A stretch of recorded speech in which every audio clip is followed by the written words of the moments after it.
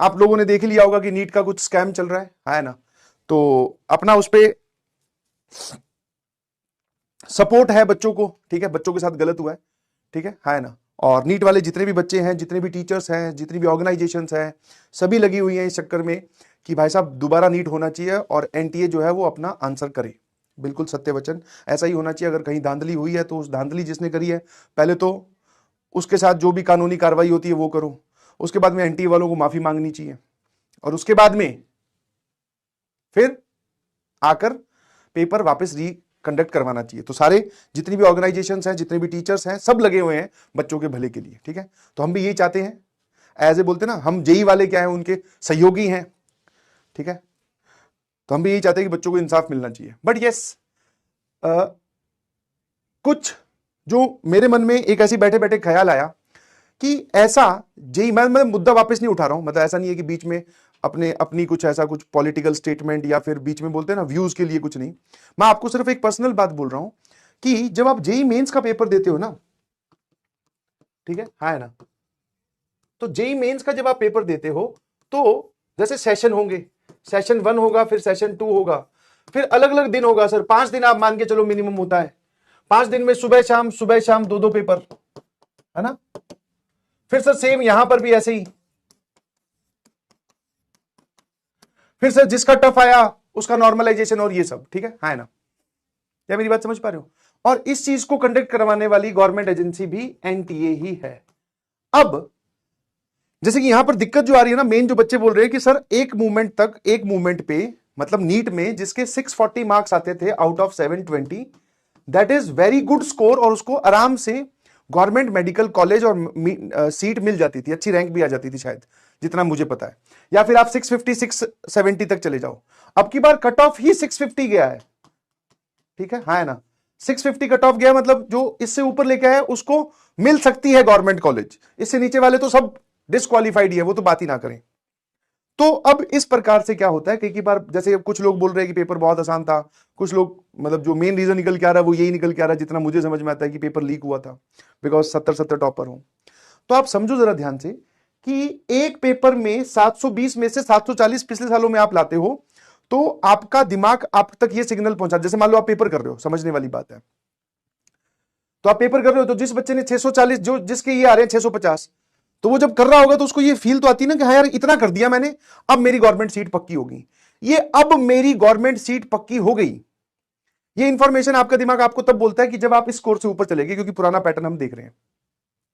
But sir जब paper आसान बना दो या पेपर लीक हो जाए तो ये बेचारे बच्चे रह जाते हैं, ठीक है। मेन दुख इन पे ज्यादा आ रहा है, वैसे सभी पे ही है, सबके साथ गलत हुआ है, क्योंकि एक भी अगर फ्रॉड हुआ है तो सारा को चेंज कर दिया ना, तो सबकी रैंक बदल दी। तो ये सेम काम जेई मेंस में भी होता है। एक टाइम हुआ करता था जब आप 300 में से, पहले 360 का हुआ करता था, आजकल 300 में से,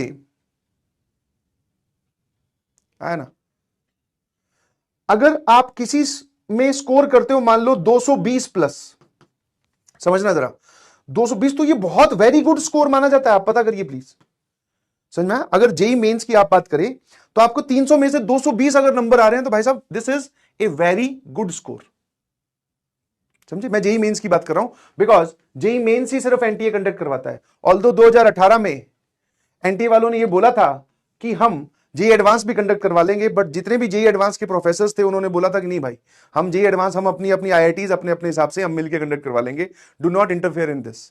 तो वो एकदम सही चल रहा है, टू द पॉइंट।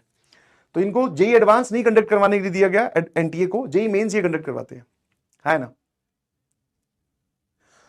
अब 300 में से 220 अगर कोई बच्चा आके बोलेगा वेरी गुड स्कोर, बट जैसे अब हुआ 27 जनवरी, शिफ्ट 1 शिफ्ट 2, अब कोई बच्चा बेचारा सेम इसकी तरह जब पेपर दे रहा होगा, वो करते करते पहुंचा हुआ है, हाँ यार अच्छे खासे सवाल कर दिए, मेरा इतना स्कोर आ रहा है। अब उसकी थोड़ी ना गलती है कि वो 27 जनवरी आसान वाली शिफ्ट में बैठा है, उसके साथ नॉर्मलाइजेशन होगा, नॉर्मलाइजेशन होने के बाद में उसकी रैंक पीछे चली जाएगी, ये सब उसकी थोड़ी गलती है। अबे क्या है, एक सेकंड रुकना, ठीक है। तो ये उसकी गलती थोड़ी है कि उसने, अगर आपके साथ भी ऐसा हो सकता है तो बी अवेयर ऑफ दिस, ठीक है ना। तो अब इसमें सर हम क्या कर सकते हैं, तो बेसिकली तुम अपने तरफ से तो कुछ नहीं कर पाओगे, क्योंकि तुम्हें नहीं पता होगा कि तुम्हारी कौन सी शिफ्ट में पेपर आएगा, तुम्हारी शिफ्ट का पेपर आसान है कि मुश्किल है। क्योंकि मान लो अब एक शिफ्ट ऐसी बना दी, जैसे 1 फरवरी वाला पेपर था, तो पूरे साल की जर्नी में टीचर ने बोला कि भैया 200 से ऊपर नंबर ले आना, 200 से ऊपर नंबर ले आना, तेरा सब बढ़िया हो जाएगा, तेरे को बढ़िया एनआईटी मिल जाएगी। एक शिफ्ट ऐसी बना दी कि बच्चे का 170 ही आ रहे हैं। अब जब ये 170 वाला पेपर दे रहा होगा और रिजल्ट आने तक जब ये घर पे अकेला रहा होगा, इसका कितना कॉन्फिडेंस कम रहा होगा कि सर ने बोला था यार 200 से ऊपर लेके आने, तब हम सेफ जोन में है, मैं तो 170 ही ले पाया। हाँ चलो, बाद में नॉर्मलाइजेशन होकर और ये सब चीजें होकर रैंक आपकी एक अच्छी आ गई, अगर आपकी शिफ्ट का पेपर टफ है तो। बट ये लेके आ रहा है, इसकी रैंक तो बढ़िया आ रही है, ये लेके आ रहा है, इसकी रैंक कम आ रही है, तो ये सब है ना मिसमैच सा है, मिसमैच, कहीं पर कुछ नहीं है। एक टाइम हुआ करता जिसमें ये भी बोला जाता था कि यार ये वाले चैप्टर्स इंपॉर्टेंट है, इन पे फोकस करो। अब कोई पैटर्न नहीं है, कोई डिस्ट्रीब्यूशन नहीं है। किसी किसी शिफ्ट में तो कोऑर्डिनेट ज्योमेट्री के 5 सवाल आ गए, किसी शिफ्ट में कोऑर्डिनेट ज्योमेट्री का एक भी सवाल नहीं आया। नहीं समझे? तो अब इसको अब नहीं समझ में आ रहा, अब अपने क्या करें, इसका क्या करें। तो मैं आपको यही बोल रहा हूं भाई कि आप अपनी तैयारी है ना जी जान लगाकर कीजिए, ये ऐसे ही चलता रहेगा। आई डोंट थिंक कि ये कभी चेंज होगी। और इसमें जेई मेंस में तो ये चलता है। ऑल्दो एक बढ़िया स्टेप जहां पर अप्रिशिएट करना चाहिए वो ये है कि सेशन 1 सेशन 2 थ्रू किए, कि अगर कोई बच्चा यहां फंबल हो तो यहां अपने आप को संभाल ले 2 महीने के गैप में, ये एक बढ़िया स्टेप है। बट अभी भी ये वाली जो चीजें है ना, ये बड़ी परेशान कर रही है। समझ पा रहे हो नहीं समझ पा रहे हो? है ना? ठीक है, तो तैयार रहिएगा प्लीज। हाँ, आपको पेपर अटेम्प्ट करना सीखना। अब जब से ये शिफ्ट वाली चीजें हुई है तो आप अब ऐसा नहीं बोल सकते कि सर मैट्रिसेस डिटर्मिनेंट छोड़ जाऊंगा। नहीं भाई, पता चला तेरी शिफ्ट में मैट्रिसेस डिटर्मिनेंट के 2-2 3-3 सवाल आगे, फिर जाके किसको बोलेगा? नहीं समझे? तो अब आपको थोड़ा सा वाइड एंगल से तैयारी करनी पड़ेगी कि आपकी शिफ्ट में कोई सा भी सवाल परोसा जा सकता है। ठीक है, हाँ बिल्कुल सही। चलिए, आज हम बात करने वाले हैं, ठीक है, बाकी और एक और छोटी सी बात बोलूंगा प्लीज। ठीक है, आप जब भी पेपर दे के आए, मेरी आपसे रिक्वेस्ट है, वैसे तो ये बात आपको 1 साल बाद में यूज करनी है, या करीबन करीबन दिसंबर में जनवरी में यूज करनी है। कोई भी पेपर आप दें, कैसा भी हो, प्लीज आप अंदर से परेशान ना हो। ठीक है ना? बोलना बहुत आसान है, करना बहुत मुश्किल है। I believe and I understand this. But देख रहा हूं कि बहुत सारे बच्चे परेशान हैं अपने नंबर्स को लेकर। बाहर नीट वाले भी बेचारे, और जो अभी प्रिपरेशन इस साल कर रहे हैं वो भी अपने नंबर्स को लेकर। परेशान मत होइए प्लीज, ठीक है? और परेशान ना होइए से मेरा मतलब है कि ज्यादा अपने दिमाग पे नंबर्स को मत हावी होने दीजिए। ठीक है, कुछ ना कुछ रास्ता निकल आएगा। आप अपनी गलतियां पहचाने, आगे बढ़े, रिलैक्स रहिए प्लीज। ज्यादा उलझुल कुछ नहीं सोचना है, समझ गए? बस तुम्हारा फोकस ये होना चाहिए कि जो पढ़ाया जा रहा है वो समझ में आ रहा है, क्वेश्चन मैं सॉल्व कर रहा हूं, प्रैक्टिस कर रहा हूं सर, अपनी तरफ से जी जान जोग रखी है। बट एक खुश होकर, बिना किसी बोझ के, बिना किसी परेशानी के मैं मेहनत कर रहा हूं या मेहनत कर रही हूं, बस that is the ultimate aim. इससे आगे आपकी जो किस्मत है वो डिसाइड करेगी। आप ज्यादा मत सोचिए प्लीज, ठीक है? हाँ, अब मैं वो टॉपिक बोलना नहीं चाह रहा हूं, बट वही है ना, उसको अवॉइड भी नहीं कर सकते। कुछ बच्चे रास्ते से हटकर कुछ गलत स्टेप्स ले लेते हैं।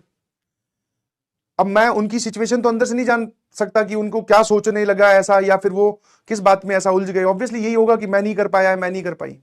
तो मेरी आपसे इतनी सी रिक्वेस्ट है, प्लीज ऐसा कुछ आपके दिमाग में आए तो talk to your parents, talk to your teachers, अपने दोस्त से बात कीजिए। ठीक है, रिलैक्स रहिए प्लीज। जेई और नीट में सिलेक्शन होना या ना होना, यह आपकी जिंदगी का एक हिस्सा है। ऑब्वियसली मेहनत बहुत ज्यादा की है, सिलेक्शन ना होने पर सर बहुत बुरा लगता है, बट वो बहुत बुरा इतना नहीं लगना चाहिए कि आप, ठीक है, हाँ बुरा लगेगा, थोड़ा हम सह लेंगे, थोड़ा झेल लेंगे, थोड़ा भूल लेंगे, but yes, that is not the end of the story. समझ पा रहे हो? और ये बात आप तभी जान पाओगे जब आप इस एज में आ पाओगे। नहीं समझ रहे हो? तो इसीलिए बार बार आपको एक्सटर्नली क्यों बोला जाता है ये कि भाई कुछ और नहीं सोचना है, नहीं हुआ कोई बात नहीं, हो जाएगा किसी ना किसी दिन, और बढ़िया कुछ हो जाएगा, टेंशन बिल्कुल नहीं लेनी है। ये क्यों बोला जा रहा है बार बार टेंशन क्यों? क्योंकि कुछ बच्चे ले रहे हैं ज्यादा टेंशन, परेशान रहते हैं 24 घंटे। नहीं परेशान रहना है, हो जाएगा, रिलैक्स रहो, थोड़ा कर लो, कोई बात नहीं। नहीं हो रहा, एक दिन का ब्रेक लो। 2 महीने हो गए ना भाई पढ़ते पढ़ते। आज क्या तारीख है? 9 जून है ना? 9 जून है आज, सॉरी कितनी जून है? वाह भैया वाह, 6 जून है आज। करीबन करीबन 2.25 महीने हो गए अच्छे से लगे हुए सर, हम कर भी रहे हैं। एक दिन का सर ब्रेक ले सकते हैं क्या? बिल्कुल ले सकते हैं, खुली छूट है एकदम। संडे आ रहा है, बढ़िया एकदम चिल। अपने आप को ब्रेक देते रहिए और ये बात अपने आप को भी समझाओ। जहां जहां मुझे मौका मिलेगा, जहां जहां मैं कर सकता हूं, मैं आपको जरूर समझाऊंगा, बट अपने आप को भी जरूर समझाइए प्लीज। ठीक है ना? ये सब पार्ट हैं, ये सब सिलेबस के पार्ट हैं, और सिलेबस का पार्ट जेई का पार्ट है, जेई आपकी जिंदगी का पार्ट है। वैसे तुमने सेट सबसेट सुना होगा ना, सेट सबसेट सुना होगा, तुम्हें जेई की भाषा उसमें थोड़ी मैथमेटिकल लैंग्वेज में समझाऊं तो ये आपकी जिंदगी है, उसमें से एक छोटा सा पार्ट जो आपकी जिंदगी में 2 इयर्स के लिए आया। जिंदगी अगर मान के चले आज के हिसाब से कितने सालों की थी सर? 80 सालों की मान लेते हैं, या चलो 70 साल की मान लेते हैं। 70 साल में से 2 साल के लिए सर हमारे जेई का प्रिपरेशन, या 3 साल के लिए आया, तो ये आपका सुपर सेट है भाई। तो ये थोड़ी ना सुपर सेट है, तुम इसके अंदर थोड़ी बैठे हो, इसके अंदर बैठे हो। और भी बहुत सारे सेट आएंगे सर, नौकरी आएगी और जिम्मेवारियां आएगी, शादी होगी, दोस्ती हमारा एक एंगल है, हमारा परिवार है, बिजनेस कुछ करेंगे, कोई खुद का कुछ स्टार्टअप करेंगे, बहुत सारी चीजें हैं। इससे बाहर निकल जाओ, कोई बात नहीं। समझ गए? बस इतना से समझाना चाह रहा हूं। हाँ, क्रिकेट है, सारी चीजें हैं, डिस्ट्रैक्शन है ना? अब है तभी तो अपना टाइम ले जाती है ये। डिस्ट्रैक्शन है, मूवी है, कुछ ना कुछ है, तो ये सारे एंगल्स हैं। तुम इस पे ही, तुमने पता क्या किया, इसको उठाकर ये जेई बना दिया, लो भैया, जैसे जेई के अंदर हमारी जिंदगी है, नहीं, उल्टा है। Your JEE journey is a part या subset of your life. Your life is not a subset of your JEE preparation. ठीक है? हाँ, पैसा है, नौकरी करोगे, पैसा, घूमना फिरना, एंजॉयमेंट, वो सब मैं तो लिखना ही भूल गया, सब है। ये खुगाए पकड़े बैठे हो। हाँ, वही बिजनेस स्टार्टअप से एक मतलब यार पैसे की तो है। हाँ, मतलब दुनिया का भला भी है, हमारा भी थोड़ा भला हो जाए सर, क्या दिक्कत है? गाड़ी है, घूमना फिरना है, यूरोप के टूर लगाने हैं, घूम के आना है। वो जो फोटो हमने कभी किसी वॉलपेपर पे देखी थी, किसी के डेस्कटॉप पे देखी थी, उस जगह जाके वहां पे सेल्फी लेनी है, ये सब पार्ट भी तो है। और ये कहां लिखा हुआ है कि जो जेई क्वालिफाई करता है वही उस फोटो तक पहुंच पाता है? समझे कि नहीं समझे? गेम समझ नहीं रहे हो? छोटी छोटी जो इच्छाएं हैं सर, एक बाइक देखी थी बहुत जोरदार, रेस दो तो फुर फुर आवाज आती है, तुम तो नाम भी जानते हो, मैं तो अपने टाइम पे ऐसे याद रखता था कि बड़ा होऊंगा तो ये वाली बाइक लेनी है, हायाबुसा। उसका वो जो एच था ना, ऐसे करके एक पोस्टर पे बना हुआ है, मतलब मेरे को एग्जैक्ट नहीं याद आ रही, ऐसे करके ऐसी कुछ होती है ना, यहां पर एक एच सा बना होता था। वो स्टिकर देख के बड़ा अच्छा लगा, मैं कहा यार ऐसा कुछ करना है, तो that is also a part of life. ये कौन समझाएगा? सर आपने ली तो नहीं, अब इच्छा नहीं रही। हाँ, उतने पैसे हैं कि मैं वो ले सकता हूं, बट अब इच्छा नहीं रही। ठीक है? हाँ ना, बाइक की जरूरत नहीं पड़ती, गर्मी इतनी पड़ रही है, अपने आप को दूसरे तरीके से समझा दिया। हाँ, जो भी है, तो आपके पास में और चीजें हैं सोचने के लिए, सब मिलाकर जिंदगी बनती है भाई। ठीक है? तो मैं जो ये ज्ञान देने की कोशिश कर रहा हूं, इसका सोल पर्पस सिर्फ ये है कि किसी भी चीज को अपने दिमाग पे हावी ना होने दें, बस रिलैक्स रहें। और रिलैक्स रहने, ऐसा कहने से रिलैक्स नहीं रह सकते, दोस्तों से बात करें, हाँ ना, किसी के सामने रो लें, समझ में आया? किसी के सामने रो ले, अपने पेरेंट्स से बात कर लो, कुछ ना कुछ करते रहो, ब्रेक ब्रेक बड़ा जरूरी है ना? मस्टैंग, वाह यार, बहुत बढ़िया, बहुत बढ़िया। हाँ, अपनी अपनी लिखो मत कि ड्यूक, ये क्या है, केटीएम वेटीएम। बढ़िया बाइक है वैसे, मैंने देखी है, पर ज्यादा ही हल्की। एक बार मैं उस पर बैठा था, सच में हल्की, मतलब शरीर थोड़ा हैवी है ना, तो केटीएम बैठती भाई साहब, केटीएम का एम तो इतना ही पिचक गया, टी थोड़ा सा टेढ़ा हो गया था, के बचा, मैं उतर जाता हूँ।